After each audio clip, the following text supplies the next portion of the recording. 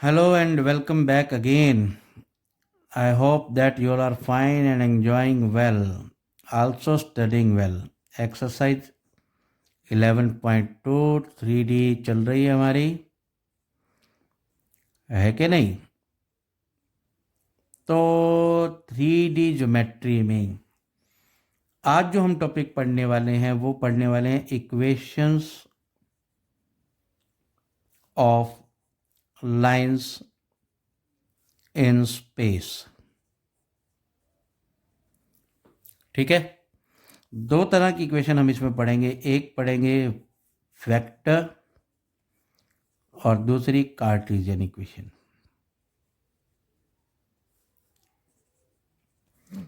और लाइन की जो इक्वेशन है वो दो पॉइंट पे हम करेंगे तैयार। एक equation of line passing through a given point and parallel to a given vector। मैं चाहता हूं कि आप ये पहले नोट कर लें सभी चीज़ें। और तीसरा हम करेंगे equation of line passing through two given points। Clear? तीसरा हम करेंगे फोर्थ हम करेंगे angle between two lines.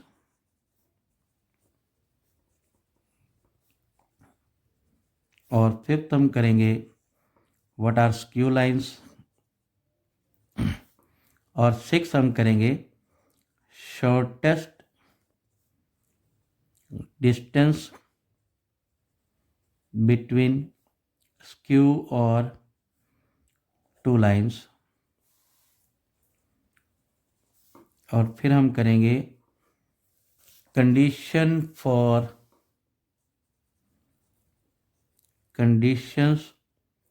for two given lines to intersect।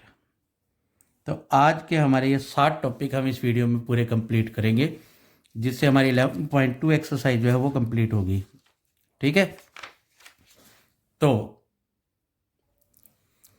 देखो अब हम सबसे पहले शुरू करेंगे इक्वेशन ऑफ लाइंस। तो इसके कंसेप्ट को समझने के लिए सबसे पहले मैं 3D स्पेस के लिए एक सिस्टम बना देता हूं, जिसमें एक्स एक्सिस, ये वाई एक्सिस और ये जेड एक्सिस। देखो, मान लो एक लाइन है 3D स्पेस में, ठीक है, जो कि इस पॉइंट P से पास होती है या A से पास होती है और इस वेक्टर के पैरेलल है, ये वेक्टर B के पैरेलल है। सबसे पहले मैं आपको एक चीज बताता हूं कि जब दो वेक्टर पैरेलल होते हैं या कोलिनियर होते हैं तो उसकी कंडीशन होती है vector B is equal to lambda A या vector A is equal to lambda B। कुछ भी इसके साथ कोफिशिएंट हो सकता है। पहली बात तो क्लियर होगी। तो ऑब्वियसली ये वाली लाइन इसके पैरेलल है, तो इसके बारे में हम कह सकते हैं कि ये लैम्डा B वेक्टर इसके ऊपर लाई करता है। ठीक है, अब मान लो P पॉइंट जो है वो है x1 y1 z1 और ये होगा OP। ठीक है जी, और इस पर कोई पॉइंट मैं एक और ले लेता हूं, Q पॉइंट ले लेता हूं XYZ, जिससे ये बन जाएगा वेक्टर R, रिजल्टेंट वेक्टर। देखो, ये है हमारे पास हमारा OP वेक्टर अगर मैं OP की पोजीशन वेक्टर निकाल लूँ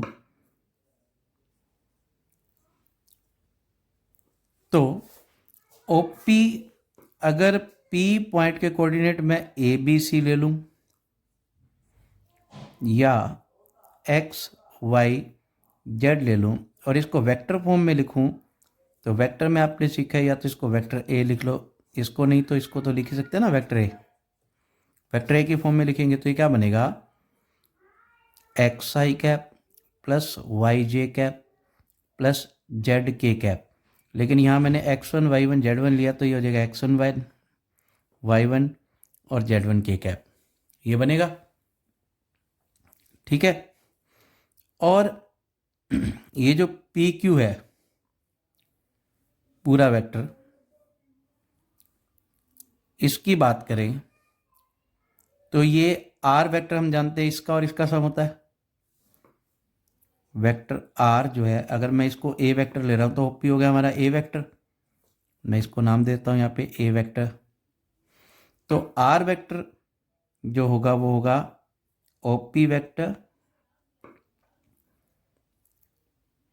प्लस वेक्टर PQ, है ना। बात समझ में आई कि नहीं। तो वेक्टर R की वैल्यू हो जाएगी, अगर मैं यहाँ A भरूँ A वेक्टर, तो अब आप ये देखो कि ये PQ वेक्टर क्या है, क्योंकि ये इस लाइन के पैरेलल है, इस वेक्टर के पैरेलल है, तो इस PQ वेक्टर की वैल्यू क्या हो जाएगी, लैम्डा बी हो जाएगी, और PQ हो जाएगा वेक्टर लैम्डा बी। ठीक है जी, बात क्लियर। ठीक है, ये हो गई एक इक्वेशन, वेक्टर इक्वेशन किसकी, एक लाइन की, विच passes through a point P that is x1 y1 z1 and parallel to a vector B। यानी कि हमारा ये फर्स्ट कंसेप्ट इसका जो है equation of line passing through a given point and parallel to a given vector हो गया, और इसकी हमने जो इक्वेशन निकाल दी वो वेक्टर इक्वेशन निकाल दी। ठीक है, अब बात करते हैं कार्टेशियन इक्वेशन की।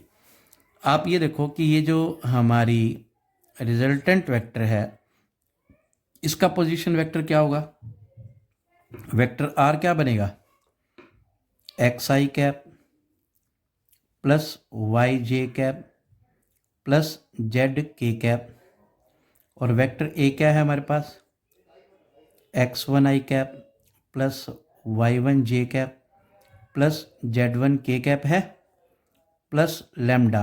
अब वेक्टर बी की बात करते हैं। वेक्टर बी का भी कोई जिक्र नहीं किया था मैंने पहले, लेकिन अगर मैं वेक्टर बी को मान लूँ AI cap plus BJ cap plus CK cap, तो वेक्टर बी का पोजीशन क्या बनेगा, vector A cap AI cap plus BJ cap plus CK cap. ठीक है, अब इसको कन्वर्ट करते हैं हम इसकी कार्टेशियन इक्वेशन में। वो कैसे होगी, XI cap plus YJ cap plus ZK cap. देखो यहाँ I कैप कॉमन है दोनों में, तो ये बनेगा X1 plus A I cap plus Y1 plus B J cap common plus Z1 plus C K cap. थोड़ा सा ना अगर आपको ये बात समझने में दिक्कत आ रही है तो एक बार हल्का सा रिवाइंड कर लो, और रिवाइंड करके देखो कि यहाँ I है और यहाँ भी I है, यहाँ है X1I और यहाँ है A लैम्डा I, तो I कैप और I कैप दोनों में कॉमन, तो X1 प्लस A इसके साथ लग जाएंगे और I कैप कॉमन आ जाएगा। बात समझ आई यहाँ तक। अब समझिए बात, इसको कार्टेशियन में अब आसानी से बदला जा सकता है। कैसे, देखो थोड़ा सा मैनेज करना पड़ता है ना पेजेस पर। अब देखो इधर,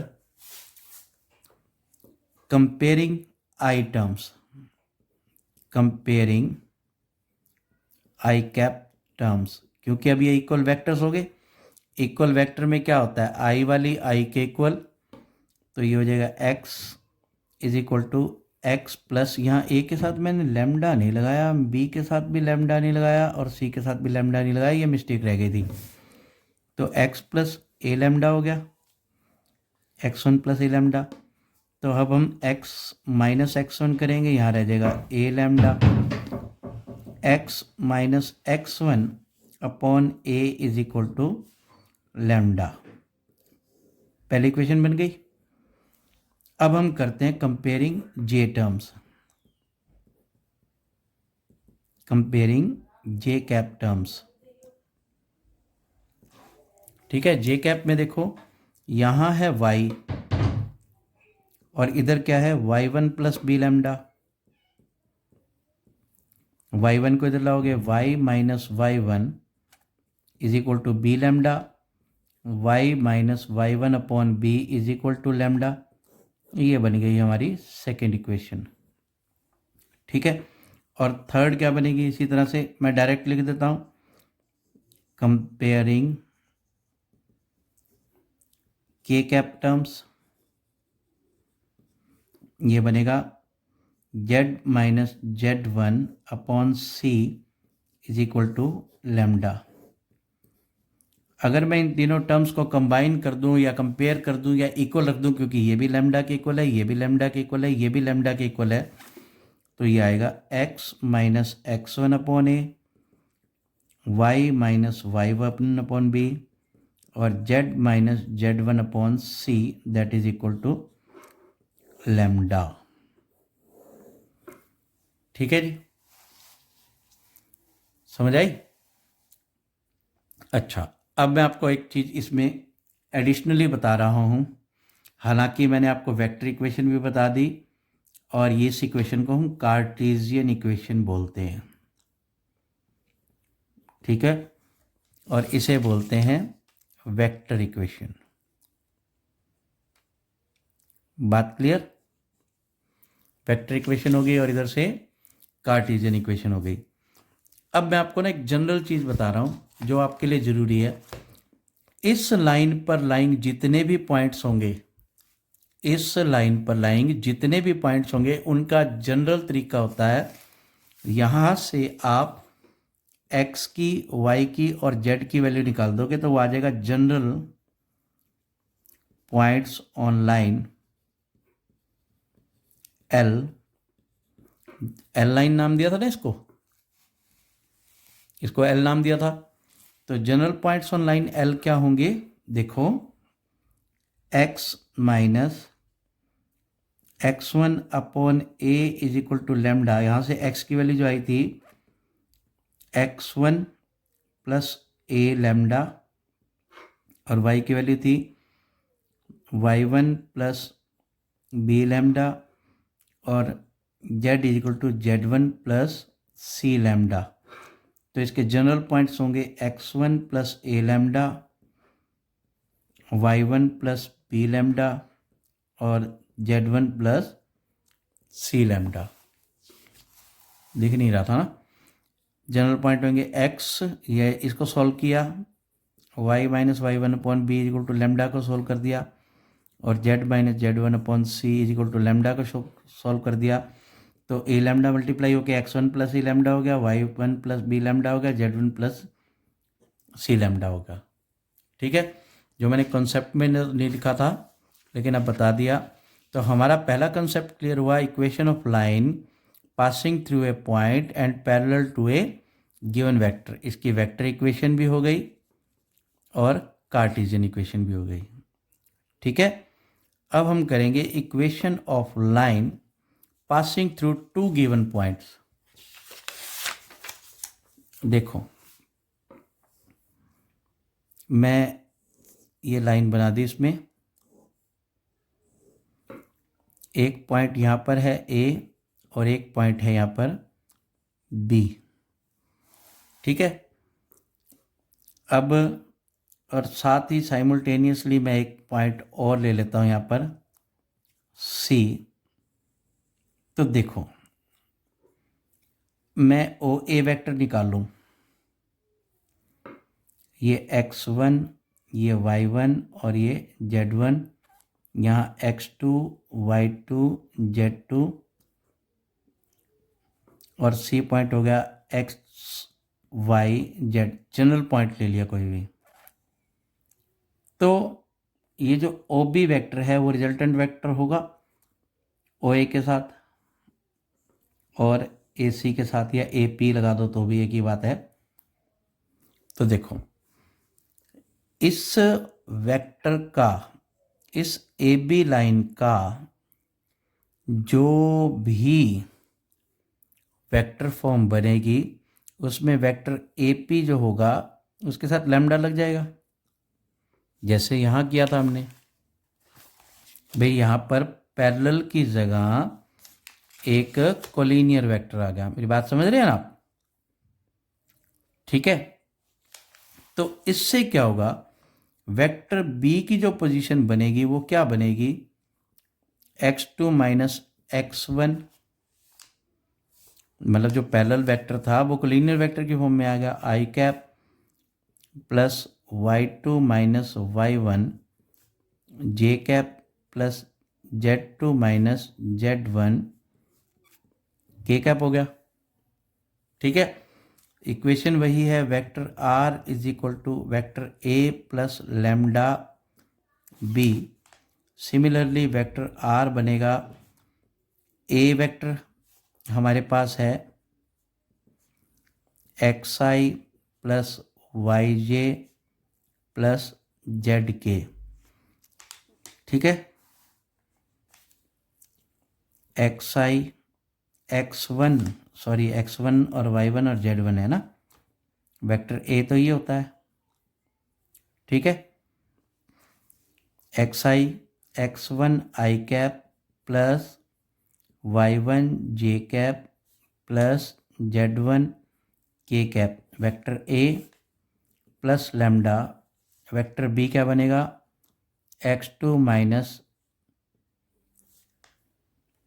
x1 i cap plus y2 minus y1 j cap plus lambda z2 minus z1 k cap. ये तो बन गई इसकी, क्या कहते हैं उसको, वेक्टर इक्वेशन। और कार्टेशियन इक्वेशन मैं डायरेक्ट लिख रहा हूँ, इस बार कंपैरिजन आप अपने आप करके देखना। इसकी कार्टेशियन इक्वेशन क्या बनेगी, x minus x1 upon x2 minus x1 is equal to y minus y1 upon y2 minus y1, z minus z1 upon z2 minus z1 is equal to lambda. वैसे lambda लगाओ ना लगाओ आपकी मर्जी है। ठीक है। सबसे पहले मैं आपको बता देता हूँ कि मैंने अभी तक आपको क्या क्या पढ़ाया है। ठीक है। सबसे पहले मैंने आपको बताया vector and Cartesian equation of A line passing through a point A and parallel to vector B। और इसकी इक्वेशन क्या बताई, vector R is equal to A plus lambda B। ठीक है। और A के कोऑर्डिनेट हमने क्या लिए थे, या वेक्टर A के पोजीशन के हिसाब से x1, y1 और z1, और वेक्टर B के जो हमारे पास डायरेक्शन रेशियोज हैं वो हैं A, B और C। तो इसकी कार्टेशियन इक्वेशन क्या बनी थी, x minus x1 upon A is equal to y minus y1 upon B और z minus z1 upon C। दूसरा पॉइंट मैंने दूसरी जो क्वेश्चन सिखाई थी, vector and Cartesian equation of line passing through 2 points A, that is x1 y1 z1 and x2 y2 z2, जिसमें हमने सबसे पहले निकाला था वेक्टर B, वो था x2 minus x1 i cap, y2 minus y1 j cap plus z2 minus z1 k cap, और vector A था हमारे पास x1 i cap plus y1 j cap z1 k cap. तो हमारे पास क्या बना था, vector R is equal to vector A plus same lambda B, जिसमें इक्वेशन क्या बनी थी, x1 i cap plus y1 j cap plus z1 k cap plus lambda x2 minus x1 i cap plus y2 minus y1 j cap plus z2 minus z1 k cap. ठीक है, और Cartesian equation इसकी क्या बनी थी, vector are नहीं, x minus x1 upon x2 minus x1, y minus y1 upon y2 minus y1 और z minus z1 upon z2 minus z1। ठीक है, नेक्स्ट हमारा जो थर्ड टॉपिक है वो है एंगल बिटवीन टू लाइंस।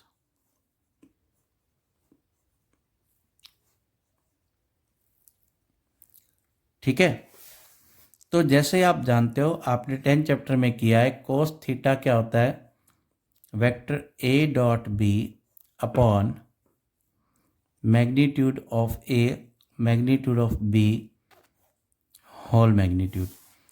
तो ऐसे दो लाइंस के बीच में, मान लो एक लाइन है vector R A plus lambda B, A1 और B1 कर देते हैं, और लाइन 2 जो है वो है A2 प्लस लैम्डा B2। ठीक है, तो इसका कोस थीटा क्या बनेगा,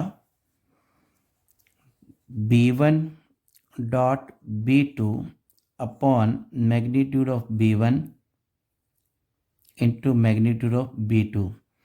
मैं स्ट्रिक्टली रिकमेंड करूँगा कि अगर आपको इक्वेशन कार्टेशियन में दे रखी है तो पहले उसे वेक्टर में बदल लो ताकि आप उसे इजीली कर पाएँ। ठीक है ना, ये बड़ा फैमिलियर फॉर्मूला है, बच्चों को जल्दी याद भी रहता है, इसलिए मैं ऐसा करने के लिए आपको कह रहा हूँ। ठीक है, नेक्स्ट हमारा टॉपिक है स्क्यू लाइंस। देखो, अगर इस प्लेन की बात करें तो एक लाइन ऐसे जा रही है, एक लाइन ऐसे जा रही है, ये कभी ना कभी आगे जाके टकरा कर मिलेंगी, है ना। तो ये लाइंस तो इंटरसेक्टिंग लाइंस होती हैं। क्या ऐसी भी कोई लाइन हो सकती है जो कभी ना तो इंटरसेक्टिंग हो और ना ही पैरेलल हो? तो मैं उसका एक एग्जांपल देता हूं आपको। आप अपने घर के एक दीवार पर एक लाइन ड्रॉ कर लो और दूसरी मान लो इस प्लेन पर एक लाइन ड्रॉ कर दी जाए। ये अनदर प्लेन है, इधर देखो ध्यान से। तो क्या ये लाइंस कभी भी इंटरसेक्ट करेंगी? यूं उठा के कभी भी इंटरसेक्ट नहीं करेंगी। तो जब दो लाइंस दो डिफरेंट प्लेन पर होती हैं, वो ना कभी इंटरसेक्ट करती ना ही कभी पैरेलल हो सकती, तो ऐसी लाइंस को हम बोलते हैं स्क्यू लाइंस। ठीक है, समझ आई मेरी बात को? ये दो अलग अलग प्लेन पर लाइन 1 और लाइन 2 हैं जो ना कभी मिलती ना ही कभी इंटरसेक्ट करती. तो these kind of lines which lie on two different planes then those are called skew lines. Clear?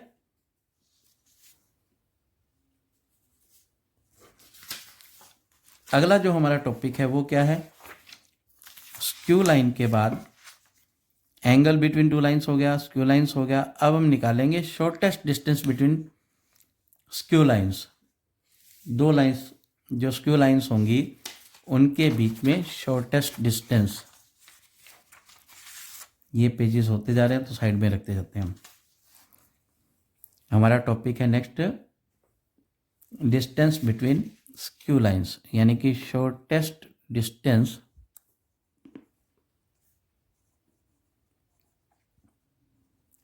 Between skew lines. देखो, शॉर्टेस्ट डिस्टेंस निकालने के लिए मैं फिर से रिकमेंड करूंगा कि इक्वेशंस जो हैं आपने वेक्टर फॉर्म में बदल लेनी है पहले, ताकि आपको उसका डिस्टेंस निकालना आसान रहे. ठीक है? तो शॉर्टेस्ट डिस्टेंस के लिए पहले आपको बता दूं, पहली लाइन होगी a1 प्लस लैम्डा b1 और दूसरी लाइन होगी a2 प्लस म्यू b2. दो अलग अलग प्लेन पर हैं तो इनके जो कांस्टेंट होंगे वो भी अलग अलग होंगे. ठीक है? तो इनका शॉर्टेस्ट डिस्टेंस जो होगा वो होगा b cross a2 minus a1 b2 minus, एक मिनट गलत हो गया, ये तो पैरेलल लाइन का बता दिया आपको. इसका होगा shortest distance b1 cross b2 dot a2 minus a1 vector upon b1 cross b2 का मैग्नीट्यूड और सारे का मैग्नीट्यूड. ठीक है जी, है आसान.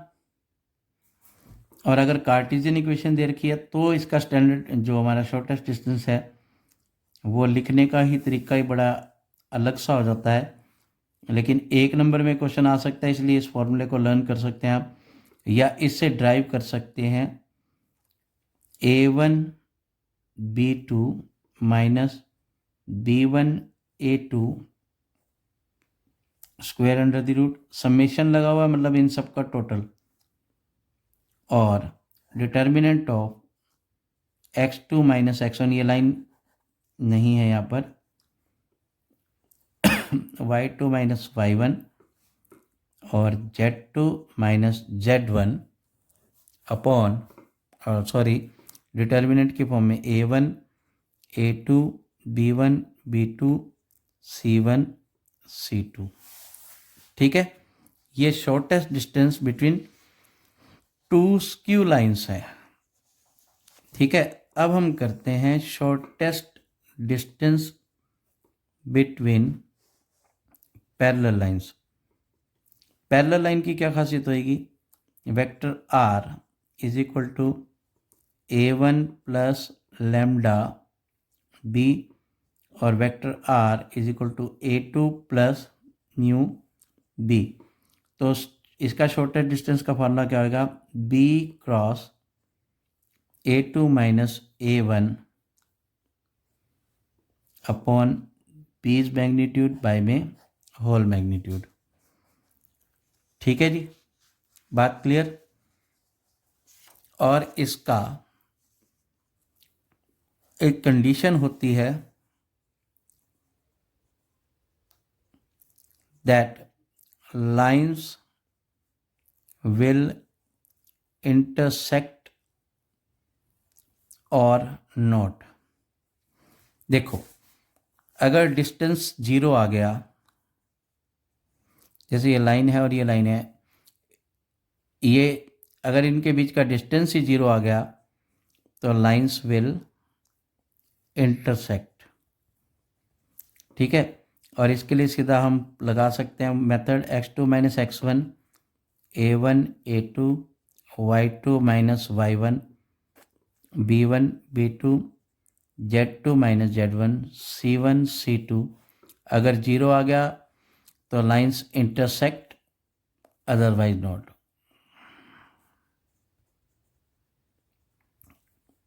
अदरवाइज नॉट का मतलब यह है कि उनके बीच का हम डिस्टेंस निकाल सकते हैं। ये थे हमारे अभी तक के कंसेप्ट थे। शॉर्टेस्ट डिस्टेंस करा दिया और conditions for two given lines to intersect. ठीक है, अब हम कुछ एक क्वेश्चन करते हैं और एक्सरसाइज के क्वेश्चन करेंगे। अच्छा, एक चीज़ और है बेटा कि हमें अगर दो लाइंस की परपेंडिकुलर की कंडीशन देखनी हो तो परपेंडिकुलर की कंडीशन आप जानते हो, जब A डॉट B 0 आ जाता है तो लाइंस परपेंडिकुलर होती हैं। जब उनके डायरेक्शन रेशियोज का रेशियो इक्वल आ जाए कुछ इस तरह से तो वो पैरेलल होती हैं। ठीक है, तो ये जो हमारी लाइन है, लाइन सारी की सारी A1 प्लस लैम्डा B1 यहाँ लिखेंगे और दूसरी A2 प्लस म्यू B2। तो ये परपेंडिकुलर कब होंगी? जब B1 dot B2 is equal to 0 होगा, तो लाइंस विल बी परपेंडिकुलर। और पैरेलल के लिए मान लो B1 के डायरेक्शन रेशियोज जो हैं वो है A1 B1 और C1, और B2 के डायरेक्शन रेशियोज हैं A2 B2 और C2। तो ये कंडीशन लगाओ, इजीली आपको पैरेलल का भी पता लगता रहेगा। ठीक है, चलिए अब हम करते हैं एक्सरसाइज के कुछ इंपॉर्टेंट क्वेश्चंस। जो अलग से होंगे वो सम हम कर लेंगे। ठीक है, पहले क्वेश्चन में क्या कहता है? एक्सरसाइज 11.3 क्वेश्चन नंबर 1 कहता है line with direction cosines LMN हमें दे रखे हैं 12/13 -3/13 और -4/13। ये लाइन 1 का हो गया। लाइन 2 के हो गए 4/13 12/13 और 3/13 L2। और थर्ड लाइन है 3/13 -4/13 और 12/13। ये 3 लाइंस हैं। हमें प्रूव करना है कि म्यूचुअली परपेंडिकुलर हैं। म्यूचुअली परपेंडिकुलर मतलब लाइन 1 परपेंडिकुलर है लाइन 2 के। तो परपेंडिकुलर के लिए मैंने आपको अभी बताया ना, A1 यानी कि B1 dot B2 should be 0। अगर मैं B1 की बात करूं तो ये होएगा A1, इन दोनों का प्रोडक्ट की बात करूं तो A1 A2 plus B1 B2 plus C1 C2 is equal to 0, या L1 L2 plus M1 M2 plus N1 N2 is equal to 0। तो पहले ये दो लाइन कंसीडर कर लेते हैं हम। तो ये फर्स्ट और सेकंड A1 L1 L2 है, तो 12/13 इंटू 4/13 प्लस -3/13 इंटू 12/13। ये M1 ये M2 ये N1 ये N2 प्लस -4/13 इंटू 3/13। इसके मल्टीप्लाई करेंगे तो 48/169 प्लस -36/169 माइनस 12/169। एलसीएम ले लो, 169 48 -36 -12 यानी कि 0। सो L1 परपेंडिकुलर L2। इसी तरह से आप L2 L3 का कर लो और L1 L3 का कर लो, तीनों का आपस में परपेंडिकुलर होना चाहिए। ठीक है, अब हम बात करते हैं क्वेश्चन नंबर 2 की। Show that line through the points, 2 points दे रखे हमें 1 -1 2 एंड 3 4 -2, और दूसरी लाइन के जो ये इन दो पॉइंट से लाइन पास करती है, एक AB से और एक PQ से। P है हमारे पास 0 3 2 एंड 3 5 6 से। ये दोनों लाइंस आपस में परपेंडिकुलर होंगी। परपेंडिकुलर की कंडीशन वही है हमारे पास, A1 A2 B1 B2 plus C1 C2 is equal to 0। पहले हम direction ratios of line AB निकाल लेते हैं। यहाँ पर फार्मूला जानते हो आप, बता देता हूँ दोबारा से। x2 minus x1 i cap plus y2 minus y1 j cap plus z2 minus z1 k cap. ठीक है, देखो 3 minus 1 2 i cap, 4 plus 1 5 j cap और -2 माइनस 4 k कैप। अब हम निकालते हैं D R is direction ratios बोलते हैं इसको, of P Q, that is 3 i cap 3 minus 0 5 minus 3 2 j cap 6 minus 2 4 k cap. ठीक है, चलो अब हम ये इसको वेक्टर A नाम दे देते हैं और इसे वेक्टर B1 नाम दे देते हैं और इसे वेक्टर B2 नाम दे देते हैं। ठीक है, जिनका डॉट प्रोडक्ट निकाल लोगे, या A1 A2 plus B1 B2 plus C1 C2 करोगे, ये A1 A2 6 5 to the 10 -4 और -4 को मल्टीप्लाई करोगे -16 0 आ गया। सो L1 परपेंडिकुलर L2। अच्छा, इसके अलावा भी एक मेथड आपको पता होगा। इसका सेकंड जो मेथड है वो है, आप वेक्टर R और वेक्टर R निकालो दोनों इक्वेशन का, है ना, और फिर उसका कोस थीटा निकाल लो, B1 dot B2 upon magnitude of B1 और मैग्नीट्यूड ऑफ B2 कर दो, तो देखना 1 आ जाएगा, जिससे कॉस थीटा, जब 1 आ जाएगा तो थीटा की वैल्यू क्या हो जाएगी, 90 डिग्री हो जाएगी। आप इस तरीके से भी कर सकते हैं।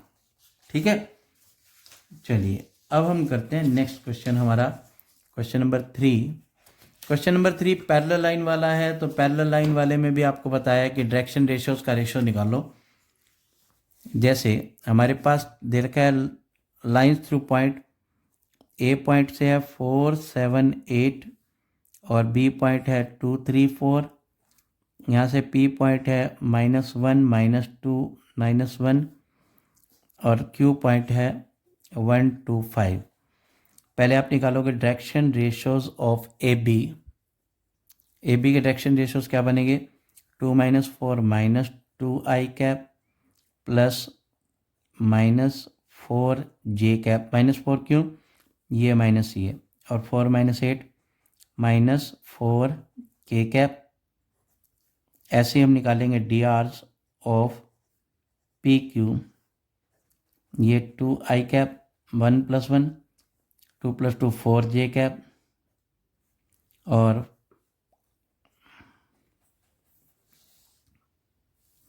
यहाँ प्लस का 1 है 5 - 1 4 k कैप।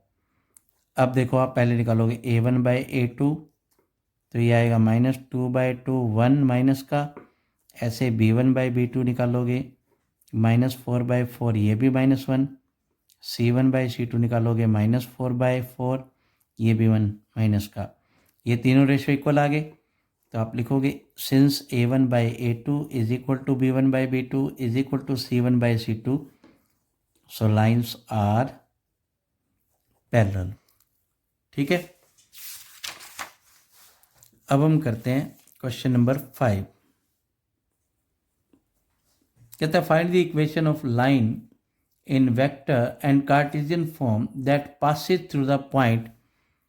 देखो ये एक लाइन इस पॉइंट से पास कर रही है, जिसे हम वेक्टर A लिखते हैं, और पैरेलल टू एक वेक्टर जिसे वेक्टर B दे रखा है। देखो वेक्टर A हमें दिया हुआ है 2i माइनस जे कैप प्लस 4k, और पैरेलल वेक्टर जिसे वेक्टर बी कहते हैं वो आ गया i plus 2j minus k। मैं थोड़ा सा आपको क्लैरिटी देता हूँ। जो शुरू में इसका कंसेप्ट आपको समझाया था वो समझा के आपको क्लैरिटी देते हैं इसकी।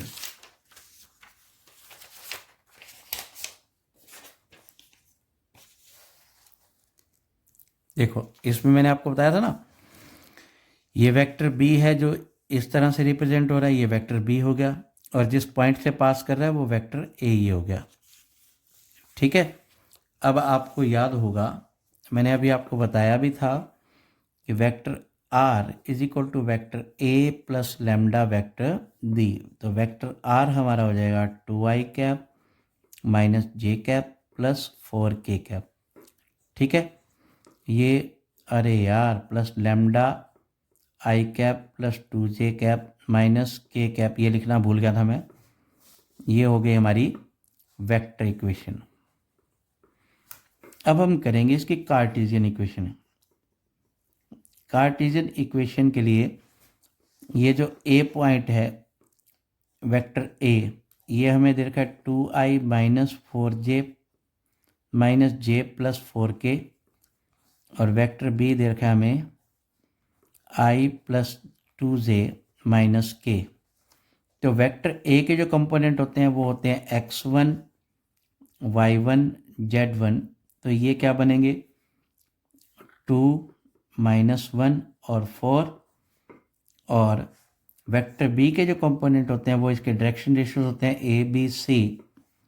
ये क्या बनेंगे 1 2 और -1। थोड़ा सा मैं बताता हूँ, यहाँ से 1, ये 2 और ये -1।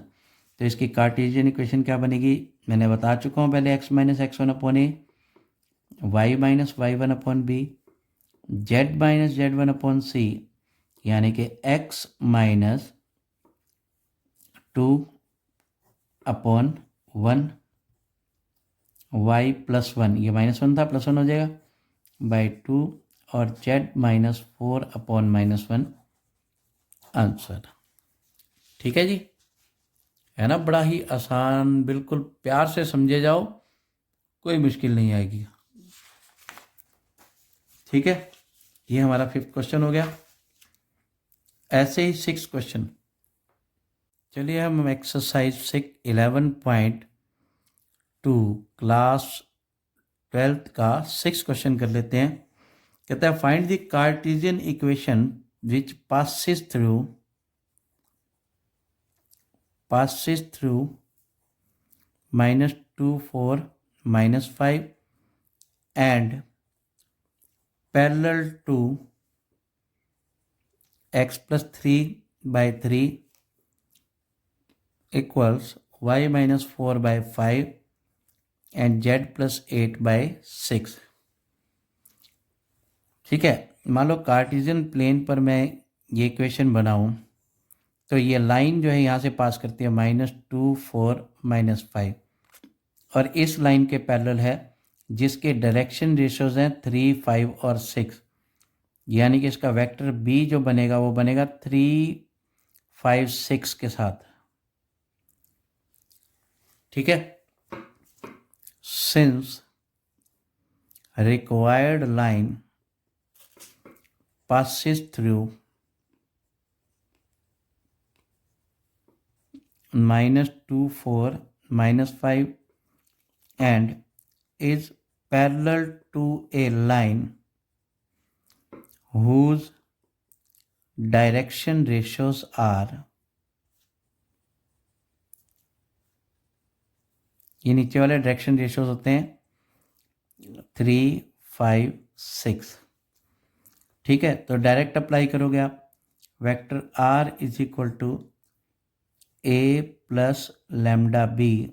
ए के लिए ये ए हो गया हमारा -2 i plus 4 j minus 5 k plus lambda, ये डायरेक्शन रेशियोज हो गए वेक्टर बी के 3i plus 5 j plus 6 k।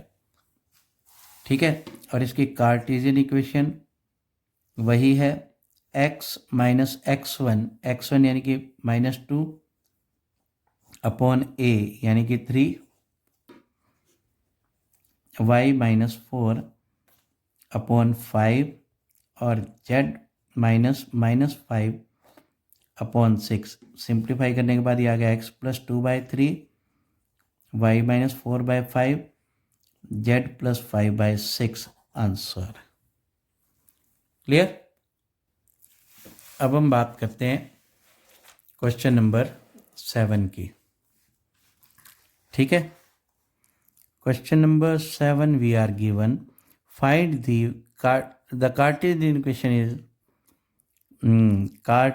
Equation is x minus 5/3, y plus 4/7 and z minus 6/2।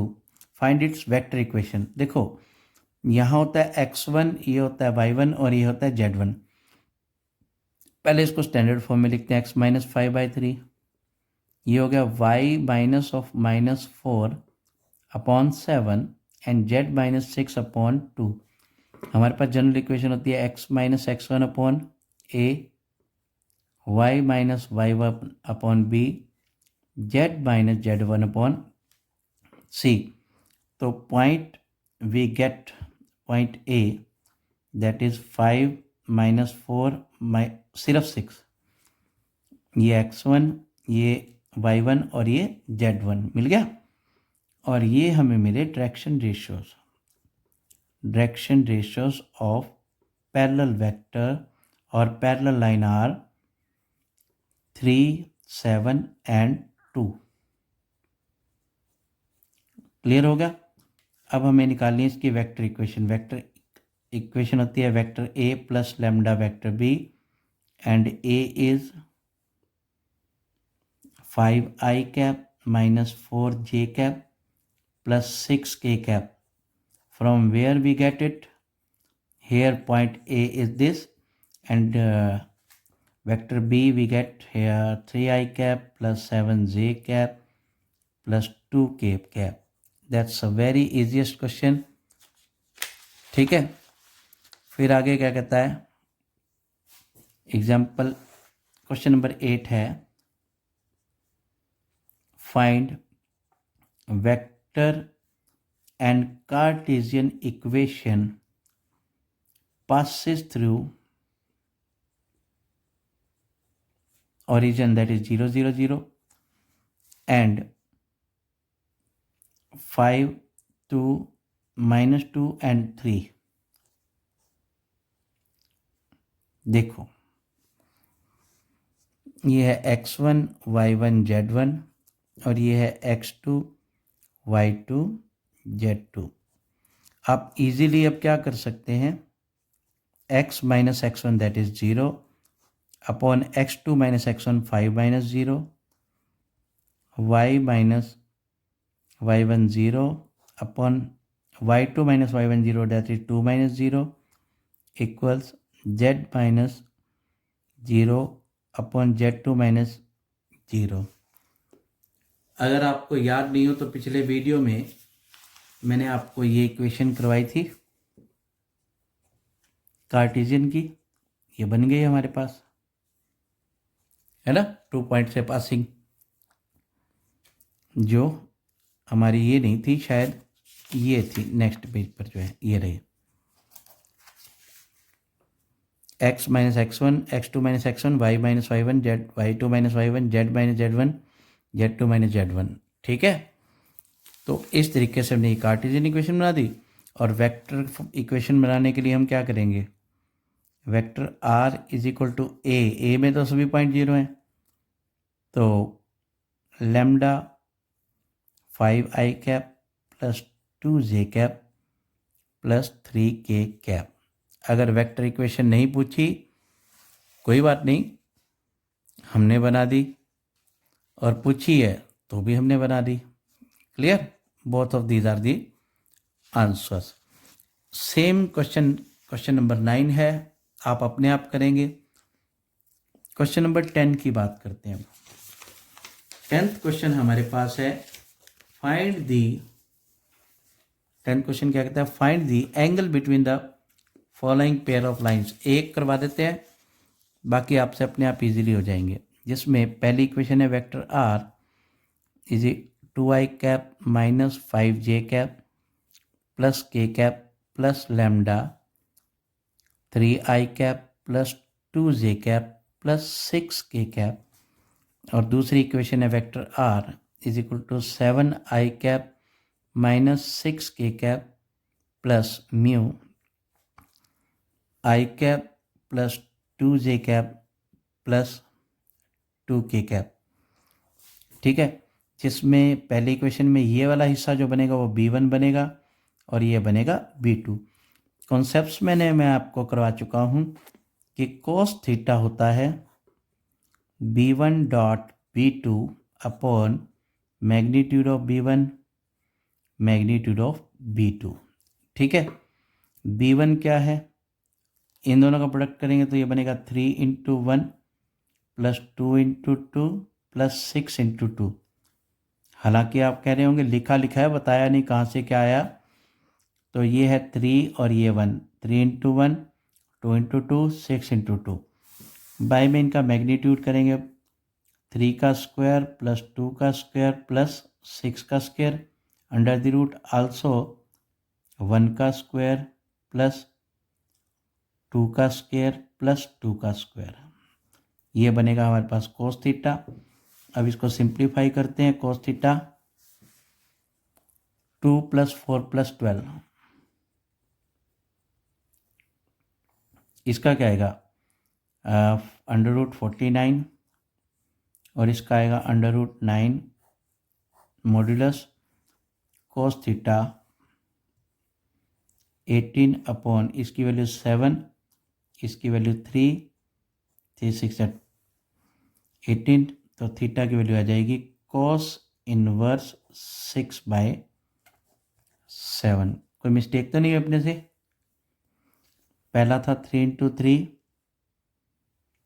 2 into 2 6 into 12 12 16 और 19 आएगा बेटा, ये गलती रहेगी अपनी ना, 19/21 हो जाएगा। ठीक है, ये वर्चुअल क्लास में ऐसा हो जाता है आंसर। क्लियर? ये छोटी छोटी गलतियों पे ध्यान नहीं देना भाई। अब हमें निकालना है नेक्स्ट जो क्वेश्चन है, क्वेश्चन नंबर 11। इसके अंदर हमें कार्टेशियन इक्वेशंस दे रखी हैं, x minus 2/2 y minus 1/5 z plus 3/-3 और दूसरी इक्वेशन है x प्लस 2/-1 y माइनस 4/8 और z माइनस 5/4। ये लाइन 1 है और ये लाइन 2 है। इनका भी एक्यूट एंगल निकालना है, तो एक्यूट एंगल के लिए निकालेंगे हम direction ratios of vector b of line 1। ये होते हैं डायरेक्शन रेशियोज, ये होंगे 2 5 एंड -3।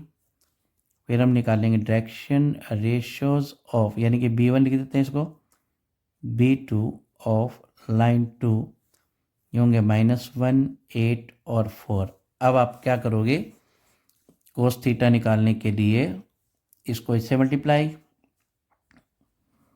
इसको इससे, दूसरे वाले को और तीसरे वाले को तीसरे वाले से, अपॉन इसका मैग्नीट्यूड 2 का स्क्वायर प्लस 5 का स्क्वायर प्लस 9। मैं यहाँ माइनस का साइन लिखने से बच रहा था, इसलिए मैंने डायरेक्ट लिख दिया। ये 1 प्लस 64 प्लस 16। अब बेटा आप अपना काम आसानी से कर सकेंगे। ठीक है, ये हमारा क्वेश्चन नंबर 11 कंप्लीट हुआ यहाँ पर। अब चलते हैं हम क्वेश्चन नंबर 12 की ओर। क्वेश्चन नंबर 12 क्या है, find the value of p so that lines intersect at right angle.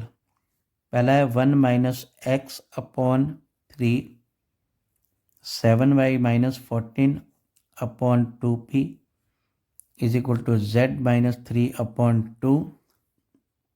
Next equation है 7 minus 7x upon 3p, y minus 5 upon 1 और 6 माइनस जेड अपॉन 5।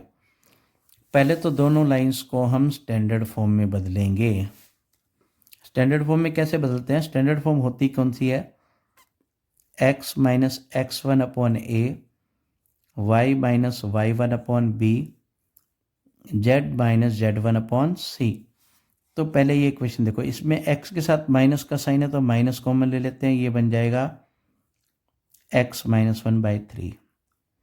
यहाँ y के साथ एक कोफिशिएंट है 7, वो कॉमन ले लेते हैं तो यहाँ क्या रह जाएगा y माइनस 2 अपॉन p। और ये सिंप्लीफाइड पहले से ही पढ़ा है, ठीक है। ये माइनस साइन इसके साथ तो हो नहीं सकता, x माइनस x1 होता है तो ये माइनस इसके साथ लगा सकते हैं हम, x माइनस 1 अपॉन माइनस 3। अच्छा, अब यहाँ 7 इसके साथ है तो 7 को भी नीचे ले जाओ आप, यहाँ 2p था, y माइनस 2 अपॉन 2p/7, जो इसके साथ मल्टीप्लाई हो रहा है डिनोमिनेटर में जाके डिवाइड हो जाएगा, z माइनस 3 अपॉन 2। अब ये आ गया हमारे पास a1, ये आ गया b1 और ये आ गया c1। मैं पहले ही निकाल के लिख लेता हूँ, ये हो गई लाइन 1। ऐसे हम इसको सिंप्लीफाई करेंगे तो इन दोनों में -7 कॉमन ले सकते हैं, लेना पड़ेगा ताकि x का कोफिशिएंट हट जाए और x माइनस x1 की फॉर्म आ जाए। ये आ गया 3p नीचे। दूसरा सिंपल है y माइनस 5 अपॉन 1, यहाँ पे माइनस कॉमन लेंगे तो z माइनस 6 अपॉन 5, यहाँ पर कॉमन लिया हमने, ठीक है। अब ये बन गया x minus 1 upon 3p/7 minus का y माइनस 5 अपॉन 1 और z माइनस 6 अपॉन 5, ये हो गई L2, जिसमें ये बन गया A2, ये बन गया B2 और ये बन गया C2। Since lines are perpendicular, so A1 A2 plus B1 B2 plus C1 C2 equals 0। ये शुरू में मैंने कंसेप्ट आपको बता दिए थे। तो परपेंडिकुलर के लिए हम ये कंडीशन लगाएंगे, इसको इससे मल्टीप्लाई करेंगे, इसको इससे मल्टीप्लाई करेंगे और इक्वल टू 0 कर देंगे तो हमारा सम हो जाएगा, ठीक है जी। अब हम करते हैं नेक्स्ट क्वेश्चन, और मेरे ख्याल से मैं ये लास्ट क्वेश्चन ही करवा देता हूँ, बाकी सारे क्वेश्चन तो सेम ऐसे ही हैं जितने कॉन्सेप्ट हम कर चुके हैं। तो क्वेश्चन नंबर 14 करते हैं हम। Find shortest distance between the lines. पहली लाइन है x vector r equals i plus 2j cap plus k cap plus lambda i cap minus j cap plus k cap. दूसरी इक्वेशन है vector की 2i cap minus j cap minus k cap plus mu 2i cap plus j cap plus 2k cap, जिसमें ये होता है b1, ये होता है a1, ये होता है a2 और ये होता है b2। पहले हम करेंगे b1 क्रॉस b2, करें i j k डिटर्मिनेंट से निकालते हैं ना, 1 माइनस 1 1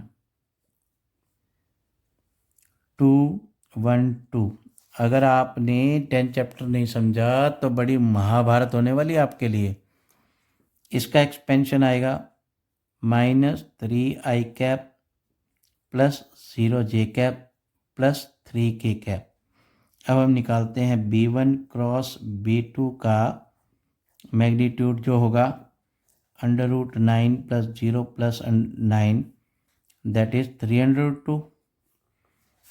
अब याद करो, मैंने आपको स्टैंडर्ड शॉर्टेस्ट डिस्टेंस का फॉर्मूला कराया था, b1 cross b2 dot a2 minus a1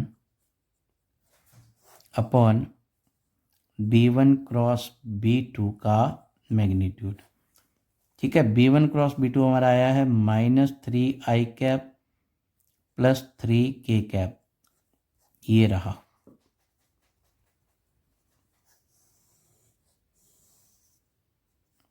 ये मैंने इसकी एक्सपेंशन डायरेक्ट लिख दी थी, घबराना नहीं, करके भी देखना कुछ।